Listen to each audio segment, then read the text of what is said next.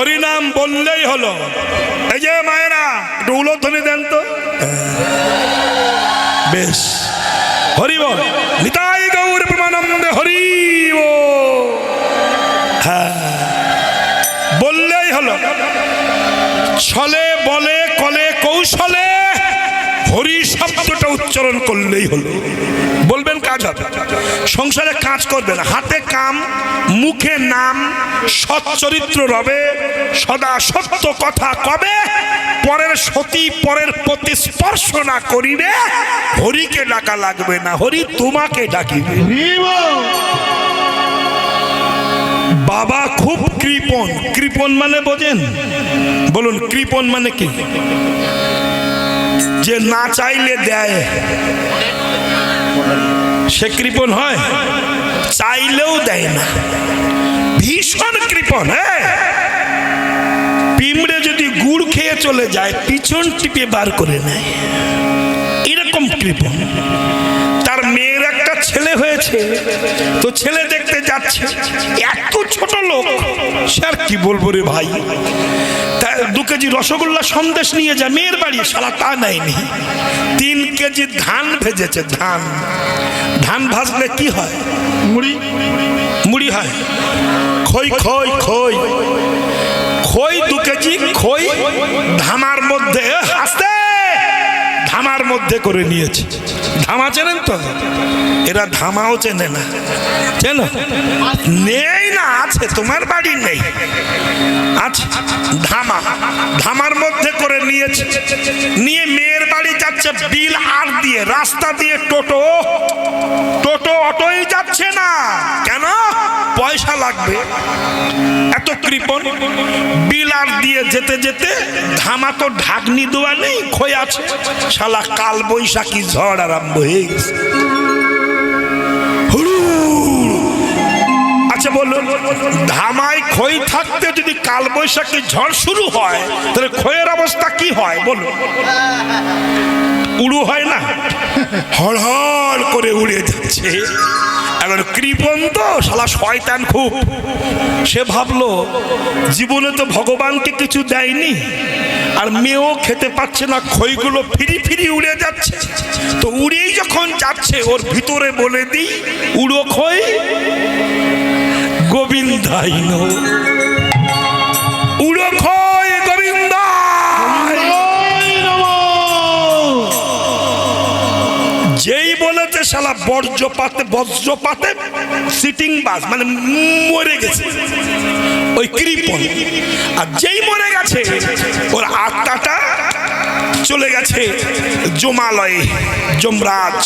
আস্তে কথা নয়, থাক বসু, থাক না রে, ও থাক, বৃদ্ধ মানুষ বসেছে, থাক।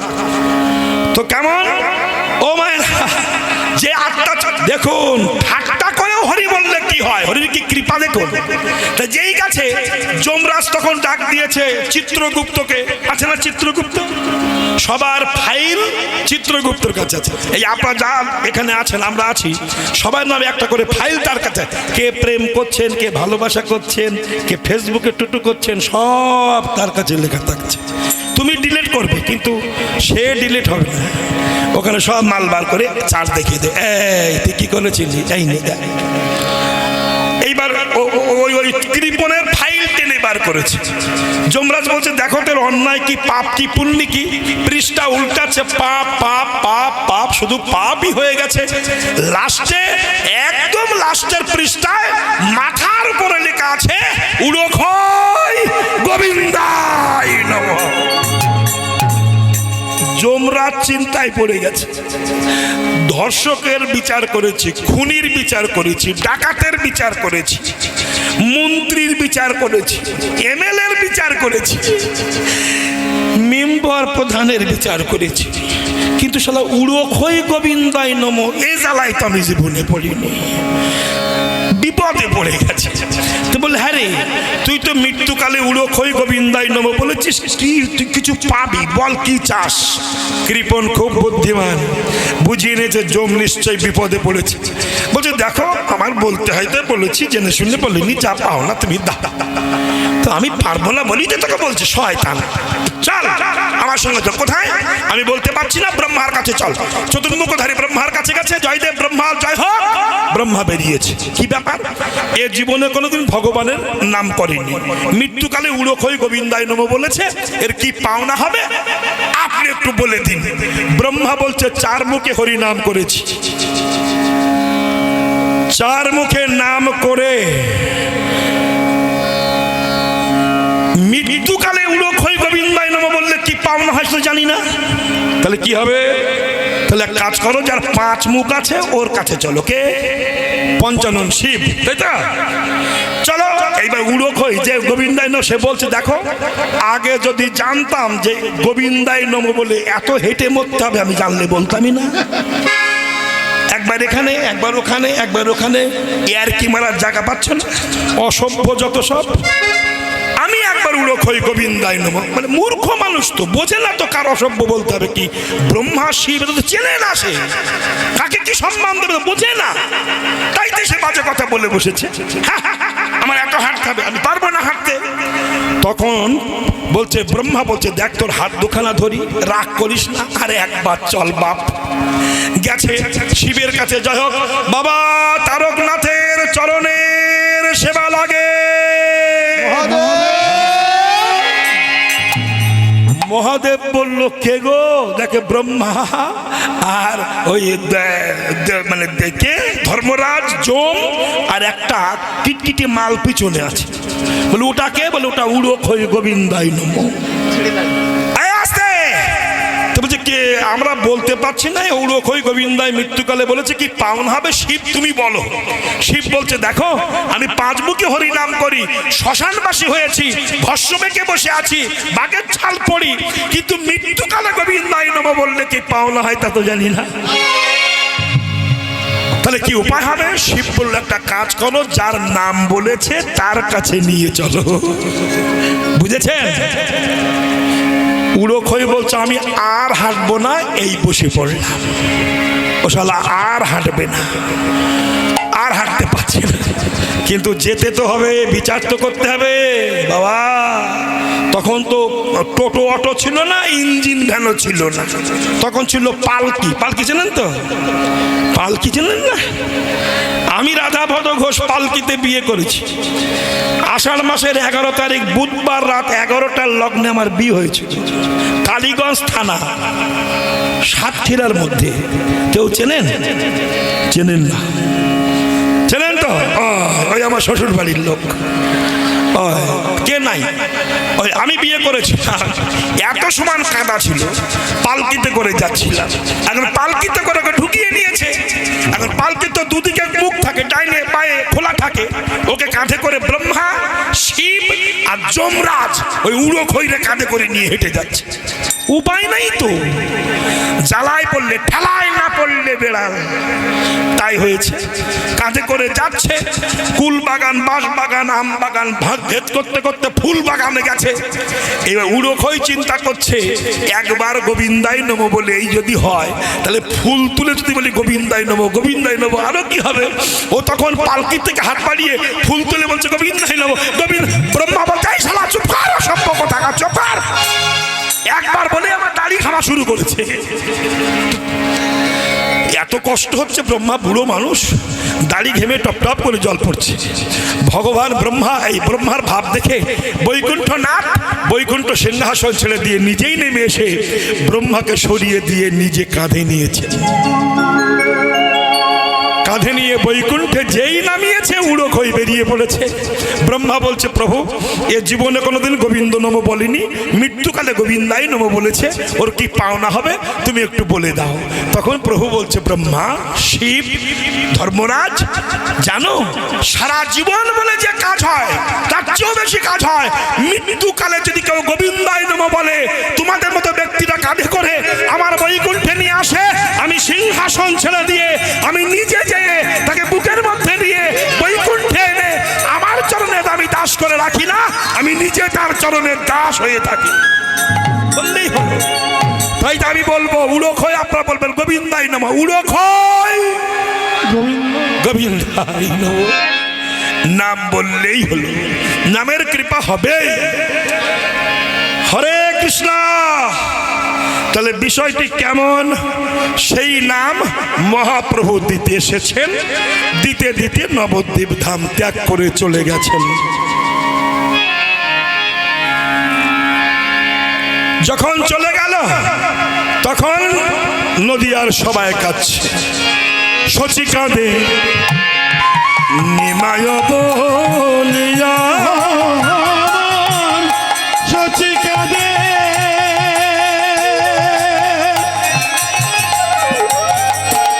নিমায় বলিয়া, আর বিষ্ণু প্রিয়া কাঁদে অঙ্গ ছাড়িয়া। আর বিষ্ণু প্রিয়া কাঁদে অঙ্গ ছাড়িয়া। কোন অপরাধে আমায় ছেড়ে গেলে,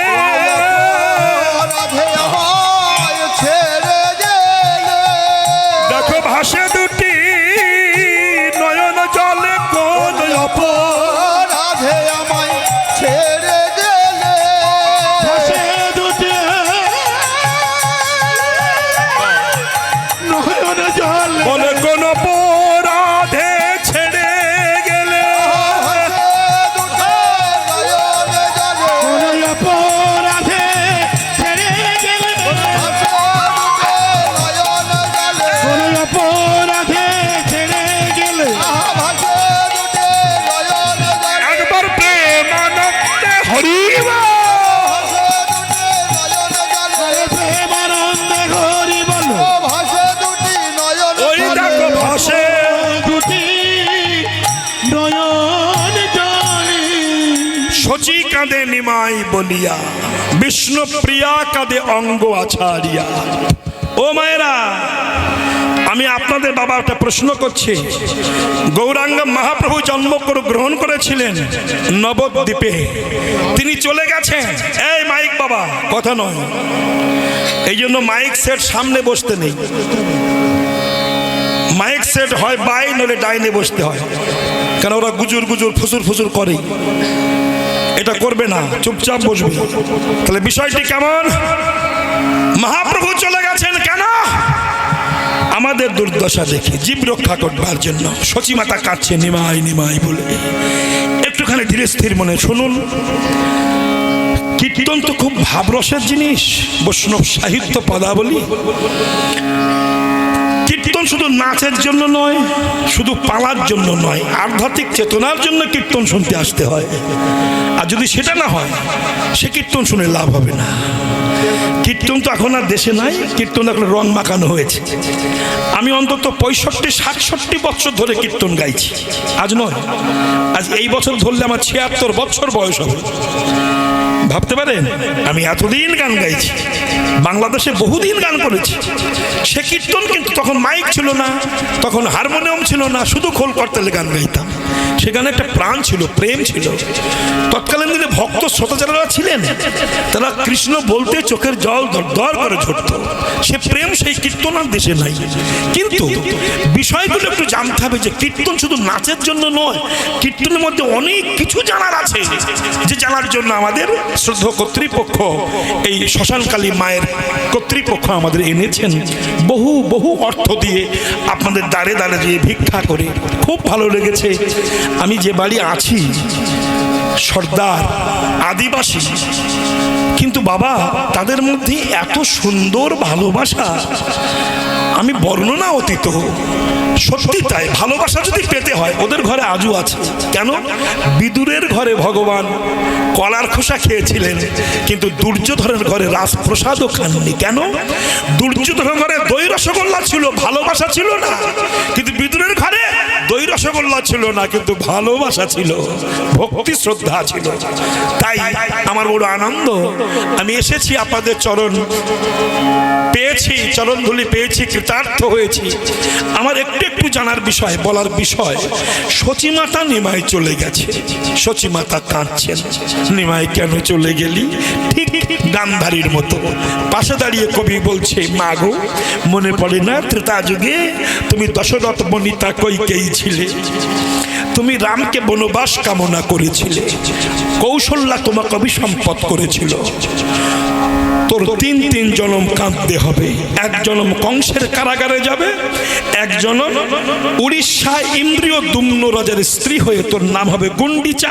তোর 18টি পুত্র হবে, 18 ছেলে মরে হবে, 18 নালা, সেদিনেও যাবে না তোর পুত্র শোকের জ্বালা। তাই যে 3 বারের জন্ম কোথায় যাবে?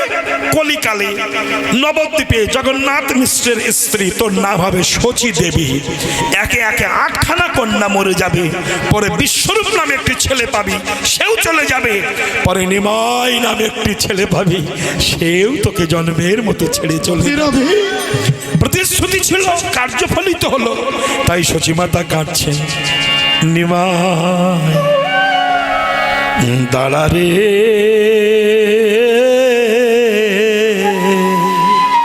খুব পুরানো গান। দাঁড়া রে, দাঁড়া রে নিমাই,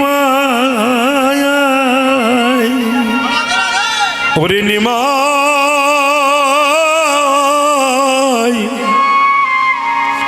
দেখিব তো মারে রে নিমাই, দাঁড়া রে।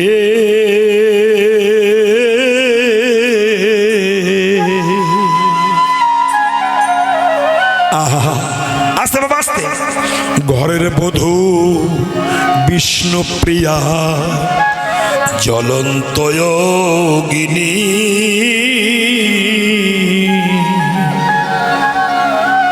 জন্মের মতো ছেড়ে গেলি রে, কাদায় জননী রে নিমাই, দাঁড়া রে।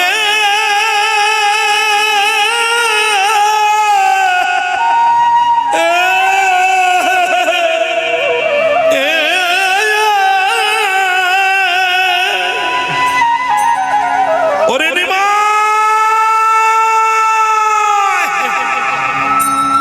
প্রতিধ্বনি বলে না,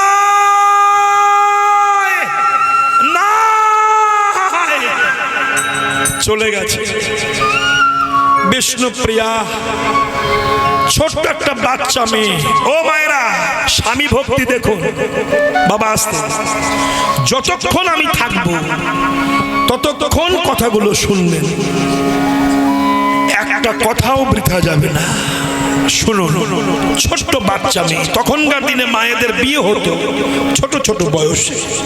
এখন যেমন 24, 28, 30, 32, 40, 45 হয়ে যাচ্ছে, তখন তা ছিল না। বিষ্ণুপ্রিয়ার বয়স 14 বৎসর।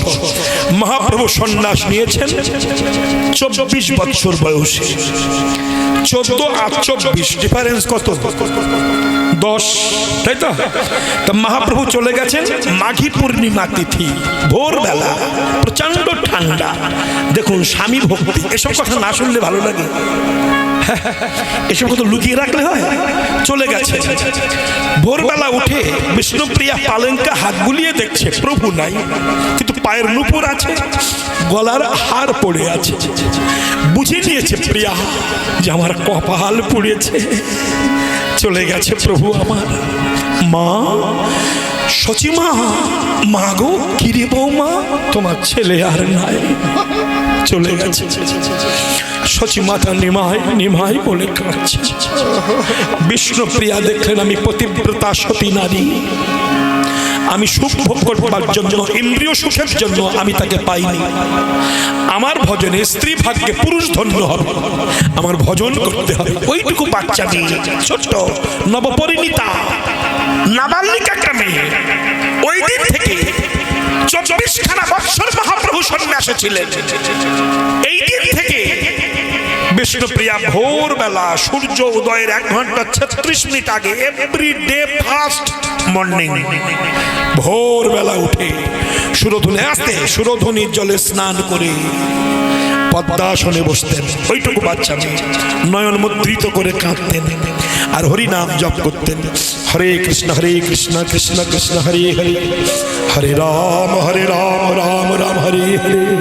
একবার করে নাম করতেন আসতে, আর একটা করে ধান, আতপ ধান নখ দিয়ে ছাড়াতেন, চাল তৈরি করতেন। ওই চালটা ডান সাইডে রেখে দিতেন। সকাল থেকে সন্ধ্যা পর্যন্ত যে কটা হরিনাম পুটিত চাল হতো, ওই কটা চাল সন্ধ্যাবেলা গঙ্গার জলে রান্না করে ভগবানের ভোগ লাগিয়ে বিষ্ণুপ্রিয়া 24টা বৎসর দিনে একবার খেয়ে প্রাণ ধরেছিলেন। এমন নারী চরিত্র বিশ্বের ইতিহাসে নাই, বিশ্বের ইতিহাসে নাই। 24টা বৎসর কেঁদেছে। ঠিক তার মধ্যে একদিন মহাপ্রভু একদিনের তরে অদ্বৈতের ঘরে প্রভু এসেছেন ফিরে। চতুর্দিকে ছড়িয়ে গেল নিমাই ফিরে এসেছে, হাজারে হাজারে নরনারী যাচ্ছে, সবাই যাচ্ছে মায়েরা। তখন সচী মাতা বলল নিতাইকে, অবধূত, নিতাইয়ের আর এক নাম ছিল অবধূত, বাবা তুই জানা রে, একটু নিমাইকে ডেকে আন না, আমাকে একটু শেষ দেখাটা দেখে যাক। নিতাই অদ্বৈতের ঘরে গিয়ে প্রভু কি বলছে, প্রভু তোমার মা হয়তো বাঁচবে না, বিষ্ণু প্রিয়ার অবস্থা আরো মারাত্মক, তুমি একবার চলো শেষ দেখাটা দেখে এসো। মহাপ্রভু বলল নিতাইকে, অবধূত সংসার ত্যাগ করে যখন আমি এসেছি, ওই সংসারে আর ফিরে যাব না, আমি আর যাব না, তুমি ফিরে যাও, মাকে আমার কাছে নিয়ে এসো। দেখুন ভজনটা কেমন, কত কঠিন, কত কঠিন সাধনা। ভজন তো সস্তা, জম্মের গিল্লাম আর চিত হয়ে ঘুমালাম, ভজন হবে না, অসুস্থতা হয়ে আসবে। মোটেই ভজন নয় এটা, এটা ভজন, ভজন নয়। ভজনটা দেখুন না কেমন বিষ্ণুপ্রিয়া। সবাই মহাপ্রভু বললেন, অবধূত তুমি সবাইকে নিয়ে এসো, সচিমাতাকে নিয়ে এসো, নদিয়ার নরনারী সবাই আসে সারি সারি, আমি তোমাকে নিষেধ করি। কি? আমি তোমাকে করি মানা, যেন বিষ্ণুপ্রিয়াকে আমার কাছে এনো না। পারবেন? অবধূত ছুটে এসে বলছে, মা প্রভু তোমাকে যেতে বলেছে। যেতে বলেছে? বৌমা গুছিয়ে নে। বজ্র ভেঙে পড়লো মাথায়। নিতাই বলল, না মা, বিষ্ণুপ্রিয়াকে যেতে নিষেধ করেছে। আছাড় খেয়ে বিষ্ণুপ্রিয়া মাটিতে পড়েছে। হাজারে হাজারে নরনারী চলে যাচ্ছে, হাজারে হাজারে নরনারী চলে যায়, বিষ্ণুপ্রিয়া একাকিনী কাঁদে ঘরের বারান্দায়। সবাই চলে গেছে, বিষ্ণুপ্রিয়া কাঁদছে। কৃষ্ণ রূপ রসায়ন পান করে যে নয়ন, সে নয়ন ধন্য করে মানি। কৃষ্ণ রসামৃত গান যে কর্ণ করে শ্রবণ, জনম সফলতার জানি। কৃষ্ণ চরণার বিন্দ দুঃখ জনার সুখ সিন্ধু। ভক্ত হংস সদা ক্রিয়া করে, শ্রীকৃষ্ণের চাঁদ মুখ হেরিলে যায় ভব দুঃখ। মুনিগণা সদা ধ্যান করে, শ্রীকৃষ্ণের বংশী ধ্বনি যেন অমৃতের খনি। নিশি দিশি করে বরিশন, আহা বংশী ধ্বনি বরিশনে। মৃত্যুজনার প্রাণ আনে, ভববন্ধন করায় মোচন। বিষ্ণুপ্রিয়া গাইছে, শ্রীকৃষ্ণের পদরজ পেয়ে ধন্য হলো ব্রজ। ধেনুবৎস সখা সখীগণ রাধা পদ ভাবে মনে, কবে যাব বৃন্দাবনে। ব্রজরজ করিব সেবা, হে দয়াময় সবাই যাচ্ছে, আমার যাওয়া হলো না। কিছু কিছু নদে নাগরী বিষ্ণুপ্রিয়াকে ক্রিটিসাইজ করছে, উপহাস। বিষ্ণুপ্রিয়া, তোর মতো ভাগ্যহীনা জগতে আর নাই। কেন? দেখ না, তোর স্বামী সবাইকে যেতে বলেছে, তোকে যেতে বললো না। তোর মতো ভাগ্যহীনা আছে? চোখের জল মুছে বলছে, বাজে কথা বলিস না। কেন? আমার মতো সৌভাগ্যবতী জগতে আর হয় না। পারবেন? পারবেন বলতে? মায়েরা পারবেন? যে মেয়েটি নখ খেয়ে ফেলেছে তাকে যেতে বললো না, সে বলছে আমার মতো ভাগ্যবতী হয় না। নদিয়া নাগরী বলছে সবাইকে যেতে বললো, তোকে যেতে বললো না, তুই বলছিস ভাগ্যবতী হয় না। বিষ্ণুপ্রিয়া বলছে সবাইকে, আমাকে যেতে না বললে আমি ভাগ্যবতী কেন? বলতো কেন? তোরা বল। যে মানুষটাকে দেখতে হাজার মানুষ ব্যাকুল প্রাণে ছুটে যায়, যে মানুষটাকে দেখতে হাজার মানুষ পাগলের মতো ছুটে যায়, সে মানুষটা তো হাজার মানুষের নয়, সে তো আমার মানুষ। তাহলে আমার মানুষকে দেখতে যদি হাজার মানুষ ছুটে যায়, এর মতো গৌরব আছে আর কোথায়? নদিয়া নাগরী বলল, প্রিয়া তুই বস, আমরা যাই। প্রিয়া বসে কাঁদছেন। মহাপ্রভু ভক্তের ডাকে ছুটে এসেছেন, বিষ্ণুপ্রিয়ার দরজায় টোকা দিয়েছে। প্রিয়া আকুল কণ্ঠের প্রতিধ্বনি আস্বাদন করেছে। এতদিন পরে ডেকেছে তো মহাপ্রভু। কে গো তুমি? কে কে গো ডাকিলে? মধুর মধুর সুরে কে গো ডাকিলে? প্রিয়া প্রিয়া বলে প্রভু হে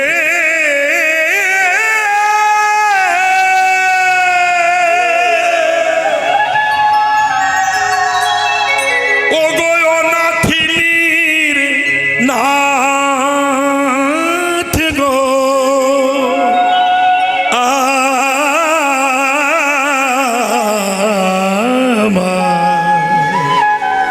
দয়াময় এতদিন পরে তব কি হতভাগিনীর কথা তোমার মনে পড়েছে? ওগো দয়াময়, ওগো আমার হৃদয়ের রতন, ওগো নয়নের মণি, গৌর গুণ মনিয়া। নিতাই গৌর হরিব। প্রিয়ার কথা মায়না উল্লেখনে রাধে রাধে। প্রিয়ার কথা এসো ও মায়েরা, মা সকল। এতদিন পরে যদি স্বামী ফিরে আসে,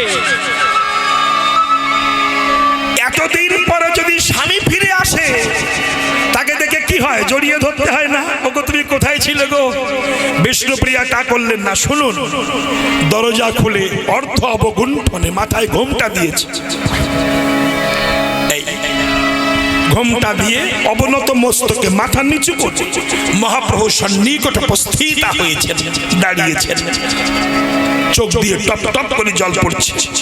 মহাপ্রভু বিষ্ণুপ্রিয়া কহছে, প্রিয়া মুখটা তোলো, আমাকে দেখো, আমি কে দেখো। প্রিয়া কোনো কথা বলছে না, শুধু ঘুন ঘুন করে একটা গান গাইছে। তুমি আপনা হইতে হও আপনার, যার কেহ নাই তুমি আছো তার। একই সবই মিছে কথা, ভাবি সে বারতা। বড় বাজে প্রভু মরমে, কেন বঞ্চিত হব চরণে। আমি বড় আশা করে বসে আছি, পাবো জীবনে না হয় মরণে, কেন বঞ্চিত হব চরণে। আস্তে আস্তে হরে কৃষ্ণ। কথা, তাই যদি নাহি হবে গো তবে তাপিত তারণ তরাইতে আমার মতো পাপীকে তুলে না লবে গো। আমি পথের ধোলায় অন্ধ